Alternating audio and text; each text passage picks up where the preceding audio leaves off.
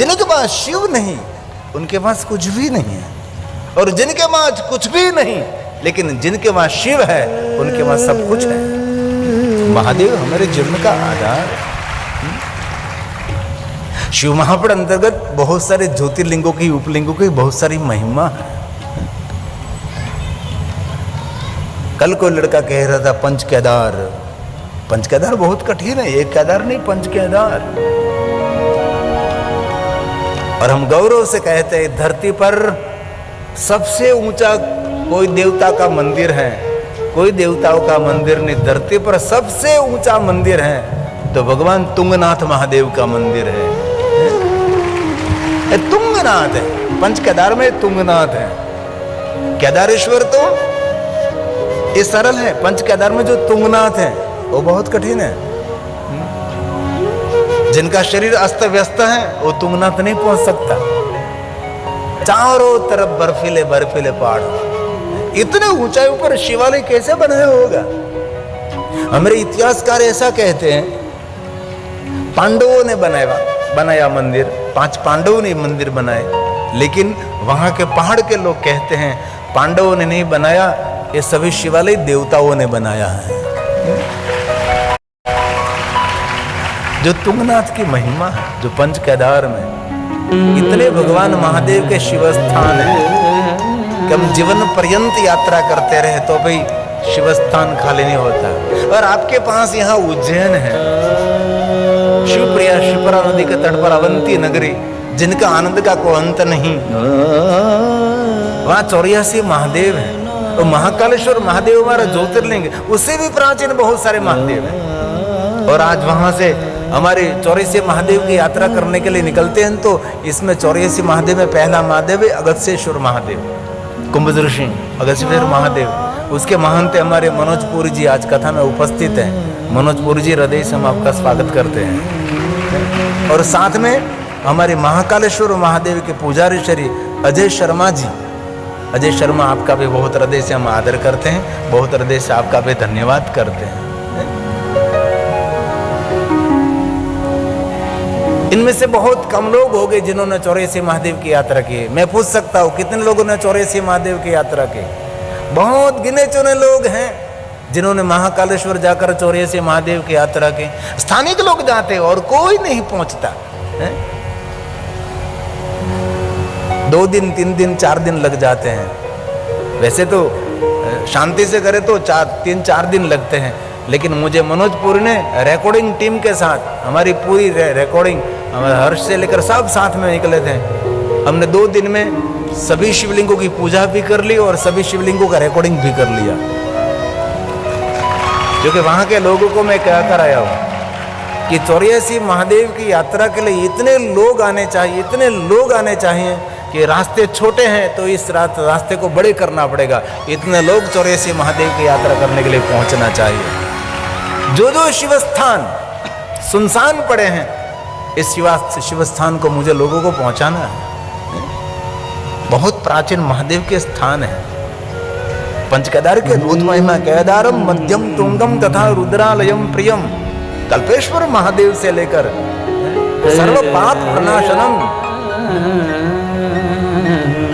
ये पंचकेदार की अद्भुत महिमा है।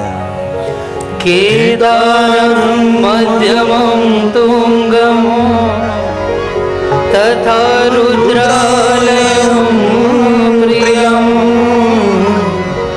कल्पकं च महादेवी सर्वपाप प्रणाशनम्,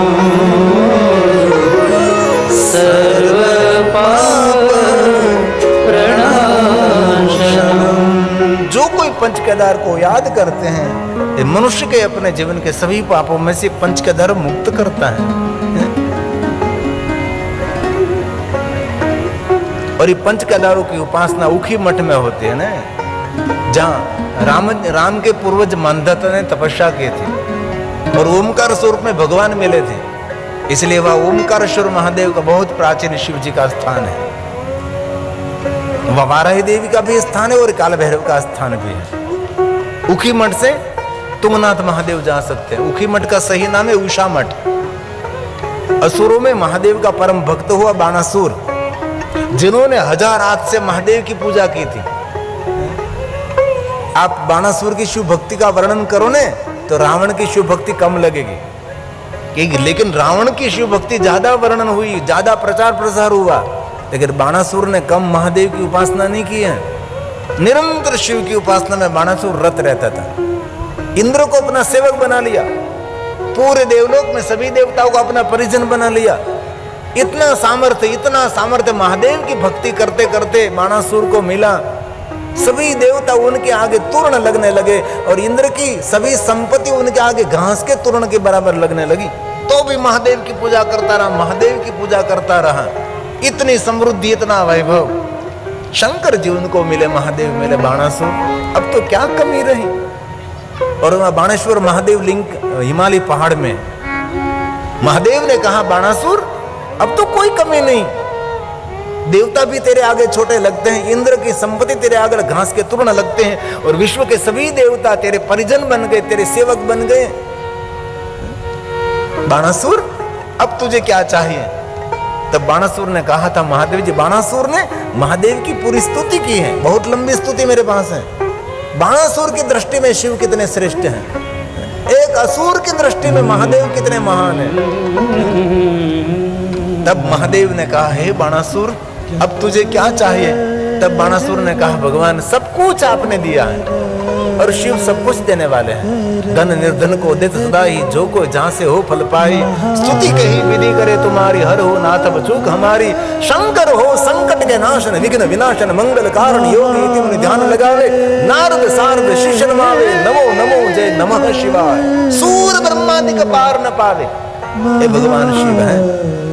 और एक बात दिल से याद रखना, कोई दंपति को पुत्र और पुत्री नहीं है तो हमारे लोगों के जैसे पास आने की कोई जरूर नहीं है, है? कहां कहां पहुंच जाते हैं आप। आपको पुत्र नहीं तो हमारे लोगों के पास आने की जरूर नहीं है। भगवान महादेव के द्वार खटखटाओ, पुत्रहीन कर इच्छा कोई, निश्चय शिव प्रसादते होई। और शंकर भगवान की साधना से जो पुत्र मिलता है ना, वो पुत्र मनुष्य जैसा नहीं होता, वो पुत्र देवता तुल्य होता है, जो महादेव ने दिया है। ये शिव की कृपा, ये महादेव की कृपा।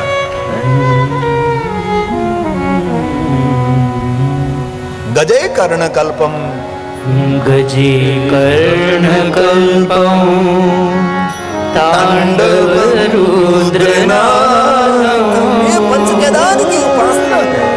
मदन शमन कर्णं, मर्दने मद महेशं, महेश्वर नरकपति नामा, तारणे तुंगनाथं। जयति जय जय ज्योतिर्लिंग केदारनाथ।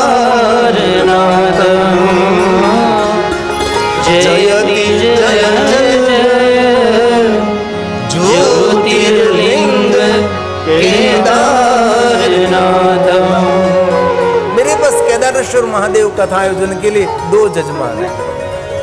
हमारे वापी में एक सुरेश भानुशाली बहुत समय से संकल्प करके बैठे हैं केदारेश्वर महादेव को कथा करने। हम बहुत समय पहले 7 दिन हमने कथा की थी केदारेश्वर महादेव में। अरे मैंने कहा फिर भी करेंगे, लेकिन अभी रोपवे का परमिशन मिल गया है, पूरा रोपवे शुरू हो जाए। रोपवे शुरू होने के बाद जरूर भगवान केदारेश्वर महादेव के सानिध्य में हम भगवान महादेव की कथा करेंगे, क्योंकि वहाँ रहना बहुत कठिन है। इसलिए पंच केदार की यात्रा, और शरीर आपका सशक्त है ना, इसी समय में यात्रा कर लेनी चाहिए। जर्जरित शरीर होने के बाद कोई यात्रा नहीं होती। केदार लिंगम चौदार लिंगम, केदार लिंगम चौदार लिंगम। केदारेश्वर महादेव जैसा कौन उदार हो सकता है? श्री शूलपाणी भवदूर भाजम। भव के दुख में से दूर करने वाला ये भगवान केदारनाथ। केदार पीठे सुर पूजिता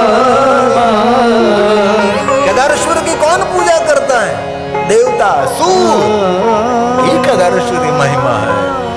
केदारनाथं मनः स्मरामि,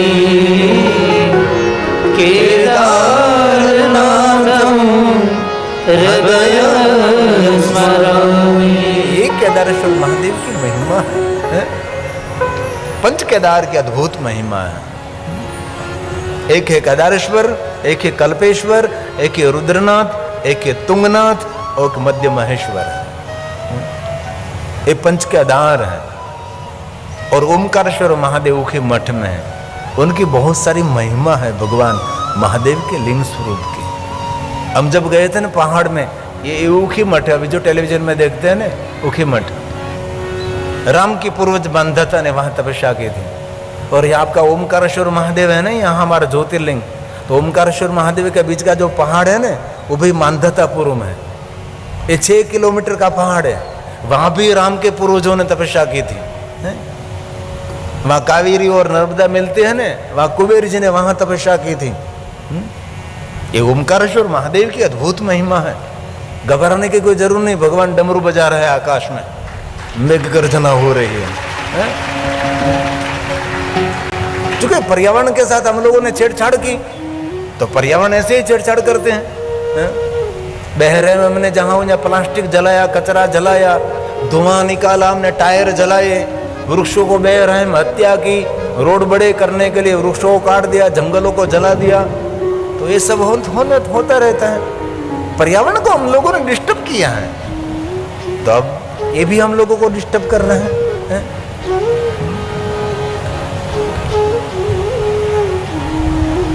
लेकिन भगवान महादेव को प्रार्थना करें, भगवान शिव रक्षा करें। लेकिन ये डोम पूरा सुंदर बनाया है, अंदर कहीं पानी आने वाला नहीं, इतना सुंदर पक्का है, जर्मन डोम है।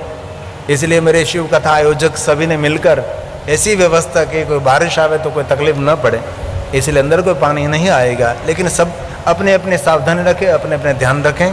कोई बारिश का ऐसा वातावरण बने तो मुझे आप जरूर कह सकते हैं, हम स्वयं निर्णय ले सकते हैं क्या करें। एक पंक्ति गाए हम पहाड़ की, जो पहाड़ में है।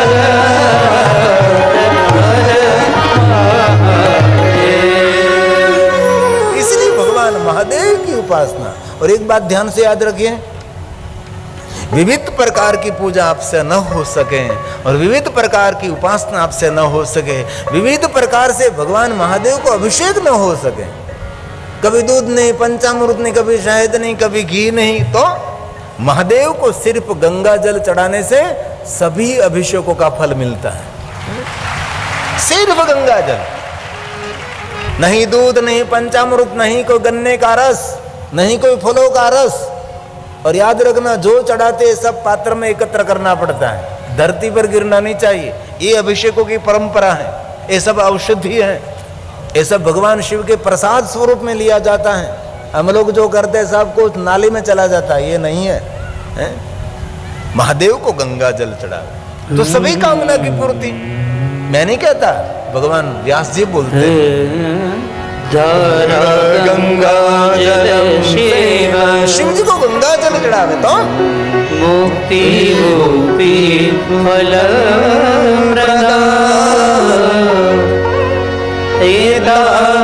सर्वाश्चय प्रोक्ता मृत्युंजय समुद्भव मृत्युंजय समुद्भव। भगवान महादेव को गंगा जल चढ़ने से मनुष्य अपमृत्यु अकाल मृत्यु से मुक्त रहता है। और जब महादेव को गंगा जल चढ़ाते हैं तब उनकी महिमा मृत्युंजय मंत्र बोले, कोई भी बोल सकता है। और भगवान शिव जी के मंत्र स्तोत्र बोलने में कुछ भी गलती हो जाए, भगवान शिव हमेशा सुखद फल देता है। मेरा महादेव किसी को दुख नहीं देता, दुख हरने का देव है, देने का दुख नहीं, देव नहीं। इसलिए मृत्युंजय हम साथ में बोलेंगे, साथ में गाएंगे, भाव निकालेंगे, हृदय के उद्गार निकालेंगे। मृत्युंजय महादेव हम सबको कंठस्थ हैं, हम सबको कंठस्थ हैं। ओम मृत्युंजय महादेव त्राहि मां शरणागतम जन्म मृत्यु जरा व्याधि पीड़ितम कर्म बंधने। कर्मों के बंधनों में से कोई मुक्त नहीं कर सकता, लेकिन महादेव का भजन करो तो महादेव जी जन्म जन्मांतर के कर्मों के बंधनों में से मुक्त करने वाला देव भगवान शिव है, भगवान महादेव। तो क्या करूं, शिव परिवार में कथा करता रहूं कि कुछ निर्णय लें? ये सब आ रहा है, कथा करता रहूं, कोई बात नहीं। शाबाश, आपके श्रद्धा को मेरा दंडवत प्रणाम। क्योंकि कल भी पवन आई थी 6 बजे के बाद, और एक भाई, मुझे नाम तो मुझे याद नहीं रहा था, पूरा मंडप पंडाल का सब कुछ सेवा दिन रात यहाँ रहकर पूरा पंडाल संभाल रहे हैं। सुबह मिलने के लिए आया था, युवान कहे, नाम तो याद नहीं रहा कि कथा में जो बैठा है तो अपने स्थान पर खड़े हो।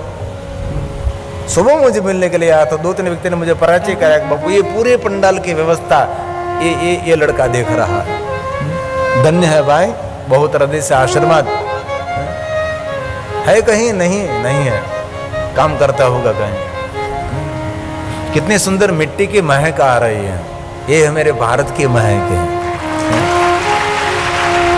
सुंदर मिट्टी की महक आ रही है। और एक बात दूसरी याद रखें, महादेव के सन्मुख जाकर भगवान कार्तिक को कभी भूलना नहीं। शिव महापुराण ग्रंथ में का स्कंदो माह सहित शंभो, भगवान शिव के सामने पुत्र कार्तिक को याद करिए। बहुत लोग भूल जाते हैं कार्तिक भगवान को। भगवान शंकर जी, मां पार्वती और कार्तिक भगवान और गणेश जी, शिव जी के सामने किसको याद करना चाहिए? बाद में शिव पूजा होती है ना, काल भैरव जी को याद करना चाहिए। महादेव के जितने भक्त हैं उसके रक्षक काल भैरव हैं। गंगा माता को याद करना चाहिए, भगवान कार्तिक को याद करना चाहिए, गणेश जी तो विराजमान है। इसलिए जब शिव जी के दर्शन करने के लिए जाओ तब स्कंदो भगवान शिव के सामने भगवान कार्तिक को याद करने से कोई भी क्षेत्र में विजय मिलती है। जो नित्य भगवान कार्तिक को याद करते हैं ना महादेव के सन्मुख, तो कभी कहीं जगह पर उसका पराजय नहीं होता। भगवान कार्तिक विजय देते हैं, देवताओं के सेनापति हैं। इसलिए महादेव के सन्मुख भगवान कार्तिक को याद करने की महिमा है। इसलिए भगवान व्यास जी ने गाया, स्कंदो सहितं शंभो संपूज्य लीलास यत् फलं लभते भक्त्या तद् वदामि यथा श्रुतम्।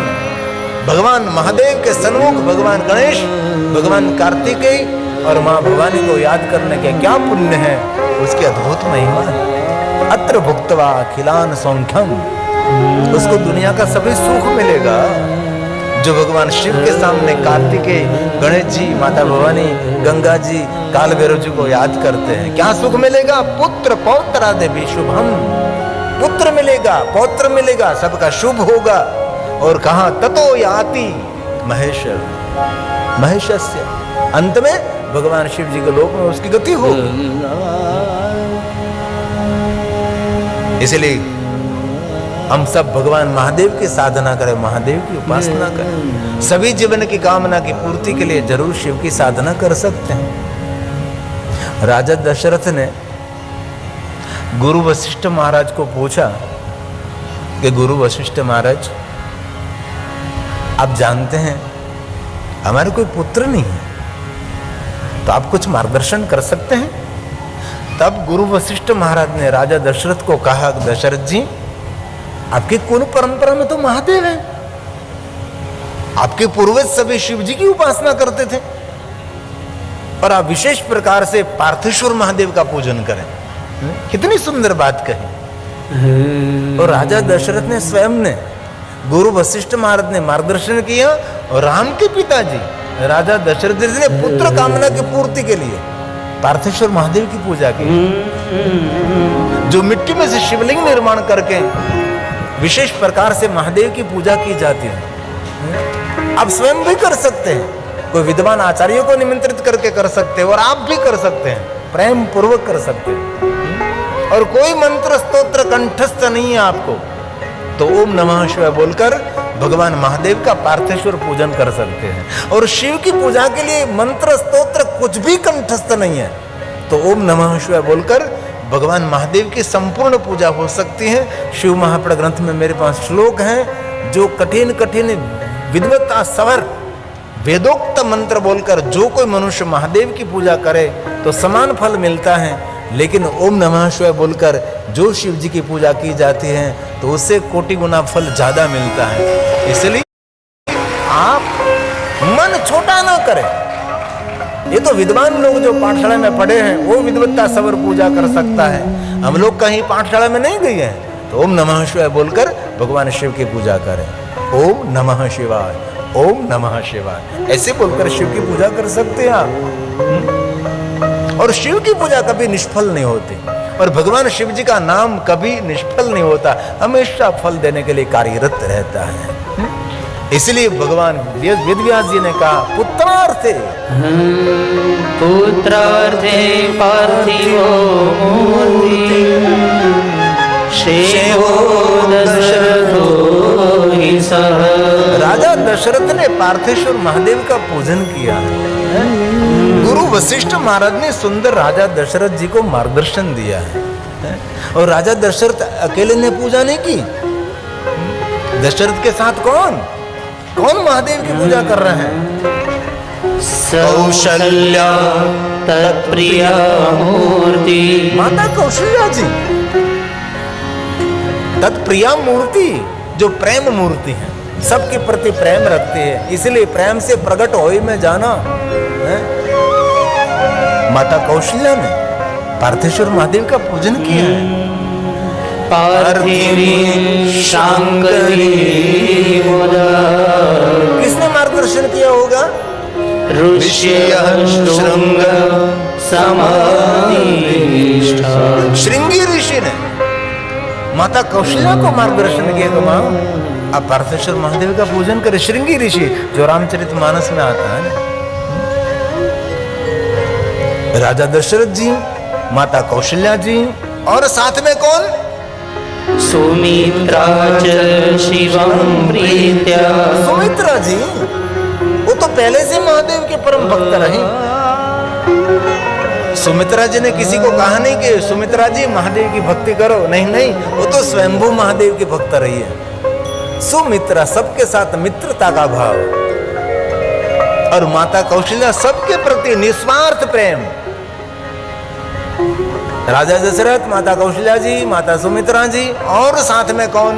कैकेयी नृपवल्लभा, राजा दशरथ की पत्नी कैकेयी नृपवल्लभा, राजा की बहुत प्यारी माने थी, नृप वल्लभा, राजा को प्यारी रानी कैकेयी जी, उन्हें पर भगवान महादेव का पूजन किया है। और पार्थेश्वर महादेव शिव भक्ति के फल स्वरूप भगवान स्वयं शिव जी ने श्री हरि को कहा कि हरि राजा दशरथ के आंगन को पावन करे और सुंदर अद्भुत लीला करे। और हर पल महादेव की आज्ञा का अनुसरण करने वाले श्री हरि भगवान विष्णु जी राजा दशरथ के आंगन में 4 रूप में प्रकट हुए हैं। शिव महापुराण ग्रंथ में कहा 4 स्वरूप में प्रकट हुए श्री हरि चतुरूपेश्चु, 4 रूप में। ततः शिवाज्ञया तस्मात्, भगवान महादेव की आज्ञा का अनुसरण किया है। भगवान राम, भगवान लक्ष्मण जी, भरत और शत्रुघ्न, आज्ञा किसने की? भगवान शंकर जी ने। और राम जी तो स्वयंभू महादेव के भक्त है ना। भगवान राम ने किसी ने मार्गदर्शन नहीं किया कि राम जी महादेव की भक्ति करें, नहीं। राम का तो निजी सहज स्वभाव था। भगवान प्रभु श्री राम जी सहज शिव भक्त थे। और इस दुनिया में बहुत ऐसे लोग हैं जो सहज महादेव के भक्त हैं। उसको कहना नहीं पड़ता तो महादेव की भक्ति कर, उसको प्रेरित नहीं करना पड़ता तो शिव की उपासना कर, वो तो स्वयंभू महादेव के भक्त हैं। और एक बात कहूं, आपके कुल में कोई सहज महादेव का भक्त बालक जन्मे तो समझ लेना चाहे आपके कुल का उद्धार करने के लिए वो बालक आया है। ये कोई सामान्य बालक नहीं है, बहुत जन्मों का पुण्य लेकर आया है। ये बात विष्णु जी ने देवताओं को कही, ये सभी श्लोकात्मक मेरे पास है। स्वयं विष्णु जी ने कहा देवताओं किसी कुल में ऐसा बालक जन्मे तो समझ लेना चाहिए वो बालक कोई मुक्त आत्मा है, कोई पवित्र आत्मा है। इस कुल का उद्धार करने के लिए इस कुल में इस बालक ने जन्म लिया है, जो सहज महादेव का भक्त है।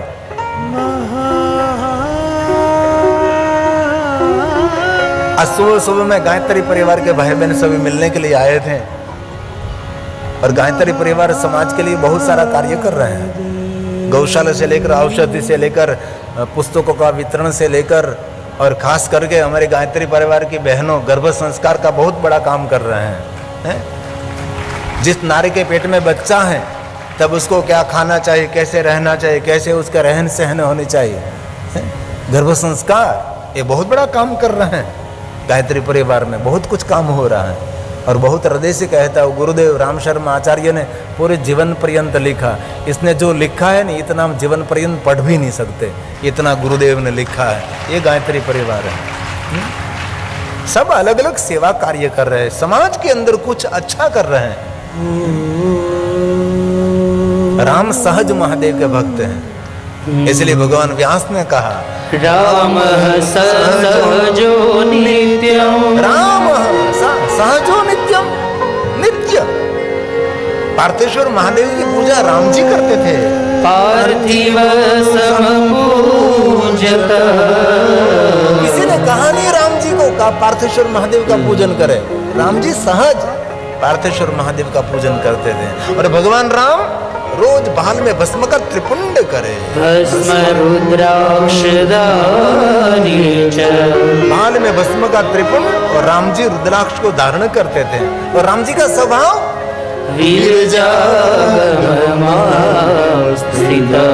अपने में स्थिर रहने वाला देव, दूसरे में स्थिर नहीं रहता था। हम लोग दूसरे में रहते हैं इसलिए दुखी रहते हैं। भगवान राम जी अपने स्वयं में रहते थे, इसलिए राम जी महादेव जी के परम भक्त रहे। और राम जी जहां जहां गए हैं भगवान राम जी ने भगवान महादेव के लिंग स्वरूपों की स्थापना की। ऐसे बहुत सारे भगवान महादेव जी की लिंग स्वरूप भगवान राम जी ने स्थापित किया है। वन की यात्रा के लिए भगवान राम निकले, गंगा के तट पर पहुंचे तो केवट की उपस्थिति में भगवान महादेव की पूजा की राम जी ने, लक्ष्मण जी ने। और जग प्रसिद्ध रामचरितमानस में बात है। और माता सीता ने गंगा की स्तुति की। और राम जी ने महादेव के लिए जो गाया है, महादेव के लिए कहा है। राम से मुख से निकली हुई भगवान शंकर जी की दिव्य स्तुति है। और मैं आपको क्या कहूं क्या न कहूं ये बड़ा प्रश्न है। और जितने महादेव के भक्त हैं इनमें एक श्रेष्ठ शिव भक्त भगवान राम भी हैं। शिव भक्तों के सिरों मुकुट हैं भगवान राम जी।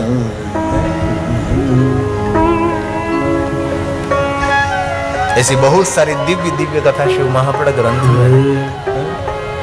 आइए 2 मिनट के लिए भगवान श्री राम को याद करें। श्री राम जय राम जय जय राम। श्री राम जय राम जय जय राम। श्री राम जय राम जय जय राम। श्री राम जय राम जय जय राम। श्री राम जय राम जय जय राम। श्री राम जय राम जय जय राम। श्री राम जय राम जय जय राम। श्री राम जय राम जय जय साथ में गावे। राम। श्री राम जय राम जय जय राम। बोलिए साथ में। श्री राम जय राम जय आवाज निकालिए जोर से प्यार से। श्री राम जय राम जय जय राम। श्री राम जय राम जय जय राम।